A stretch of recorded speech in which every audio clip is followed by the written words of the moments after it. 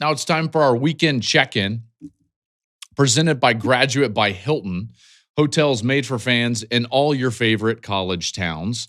Let's check in on a very busy coaching carousel. Okay, here's what we've got. Florida hires John Summerall from Tulane. I think that's a good hire from Florida, and he'll obviously still have some work ahead of him at Tulane. Auburn hires Alex Golish, who's done such a good job at South Florida. It's a good hire.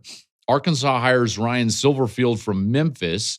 And it's reported right now, after Jonathan Smith was fired from Michigan State, that Pat Fitzgerald would be filling that vacancies. We'll see if that comes to fruition. And then at the time of this recording, just before we came on to do this show, Mark Stoops was fired at Kentucky. But the big one that everyone is talking about is Lane Kiffin. I've been talking about it. Everyone's been talking about it, partly because Lane's been at the center of the coaching world for the last couple of weeks. And he's been the center of the coaching world, not because he's the best candidate, but because he's the best candidate available. I think that's a distinction that I just wanted to make before we kind of went through this, because Lane has held his hand up and said, like, I'm available, while everybody else was taking their hand down and saying, I'm not available. The calendar was the same for everybody, as flawed as it is. And the calendar is absolutely flawed and it's broken. And I've said this numerous times on all sorts of different platforms. You know how I feel. And Lane absolutely has the right to go and make this decision for his family. That doesn't make this decision any less selfish. And it is. And listen, that sounds like some sort of personal knock. It's not a personal knock. It just is in its nature, because he's leaving a team in the middle of a playoff run. That's a tough look. It's a really tough look. Now, I know a lot of coaches are going to lament, well, like, our players can leave too. Yeah. You know, your starting quarterback doesn't leave right before the playoff, though. He doesn't just say, like, hey, peace out. It's a different deal. This is a tough situation, and in some ways kind of a car wreck in college football. We've created this broken calendar, mainly by the coaches, by the way.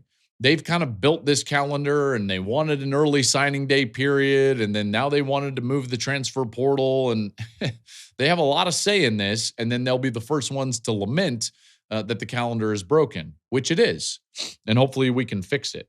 But he has the right to move. That movement and that decision has consequences. I've said it, I said it on Saturday. I think he's going to struggle with credibility at LSU in front of players. How do you get players to buy in if you're going to leave a team in the lurch like he's doing to Ole Miss? I do not believe he has to go to LSU to win a national championship. I do believe that's a fallacy. That is a fallacy because of the reality of what's going on in college football currently, which is that you can build a powerhouse pretty much anywhere with the right resources. Joey McGuire's doing it at Texas Tech. Kurt Cignetti is doing it at Indiana. And to some degree, Lane Kiffin's doing it at Ole Miss. And his best chance to win a national championship is right in front of him. I'll go back to kind of this idea that he's the best candidate available, not just the best overall candidate. If you were just hiring the best coach in America, you would hire Ryan Day or Kirby Smart. If you were hiring just a tier below that, you'd probably go after Dan Lanning. There are guys, right there would be Kurt Cignetti. There are names that you would go after. Steve Sarkisian would be right there. All of those guys are staying put, and rightly so. Mike Elko would be right there. He takes his hand down. He signs an extension. We saw Rhett Lashley, what he's doing at SMU. He signed an extension. Dan Lanning says, absolutely not. I'm not going anywhere at Oregon. All these guys took their hand down, which made Lane the big fish in the small pond. As the pool decreased, his name became bigger and bigger and bigger. He's still a coach that has not won a conference championship in the power conferences, and he has not been to a playoff, as a head coach. So, and now he's got 5 of the messiest exits in the history of football. The Raiders, Tennessee, the Tarmac, a.k.a. USC, Saban telling him to leave before the national championship game at Alabama when he was just an offensive coordinator, and now Ole Miss.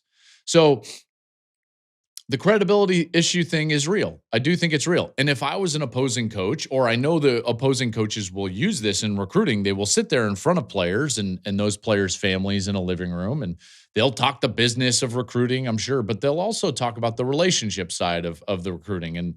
And you will get a line like this to oppose Lane. Why would you commit to him if he's not going to be committed to you? And is that a fair line? Probably with this move. And yet, listen, if he wants to do this, more power to him. If this is the decision he wants to make for he and his family, more power to him. Doesn't mean there's not consequences, and it doesn't make it any less selfish, because it is. He's the play caller, and he's leaving those players in the wind. And the hard part here is that, they're going to try to paint Ole Miss as the bad guy by saying that, well, I wanted to coach the playoff, but Ole Miss wouldn't let me coach the playoff. Well, of course, Ole Miss is not going to let you coach the playoff. That's ridiculous. You can't be coaching Ole Miss while no one is looking out for the program of Ole Miss. You might be trying to win games right in front of you, but no one's looking out for the program as they're trying to build for the future. So Ole Miss is absolutely right. And Lane addressed that. And I don't want to make this like he said, he's saying the right things. His interview with Marty Smith was good. And I will be the first to say, I like Lane. I've loved my dealings with Lane as I've covered him throughout his career in college football. I think he is good for the sport. He's good for the interest of the sport. That doesn't, mean that I can't criticize what's going on right now in a lot of different respects. And he acknowledged that, like, yeah, listen, that's their prerogative, and they didn't want to let me coach the playoff. Right, obviously.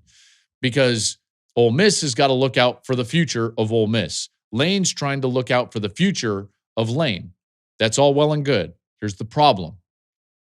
Each of those focuses are large, okay? And they've got some bit of perspective to them. The Ole Miss perspective, the Lane Kiffin perspective. If I'm Trinidad Chambliss or the Ole Miss players, my focus is basically the size of a straw. It's that narrow. All I care about is these playoff games. And nobody is looking out for the players in that regard. Maybe Pete Golding is that guy, as now the head coach of Ole Miss. And that's my biggest complaint in all of this, is that, man, I feel bad for those players. I really do. And I feel bad for players when their teammates leave, but generally speaking, those teammates, in particular, the significant ones, don't leave right before the playoff. And that's where I think this is a little bit different. Now, they did promote defensive coordinator Pete Golding to head coach, reportedly OC Charlie Weiss, their strength coach, their GM, their director of football ops, and a few other positions are going to go with Lane to LSU. The only defensive coach that's going is his brother, Chris, who's the linebacker coach. So basically the entire defensive staff staying and the entire offensive staff leaving. That is, hey, man, that's a disaster. That's a car wreck. And in college football, you know what happens? We wait for car wrecks to fix things and to fix rules, to fix structures. Maybe this is a car wreck that ends up helping us fix the calendar.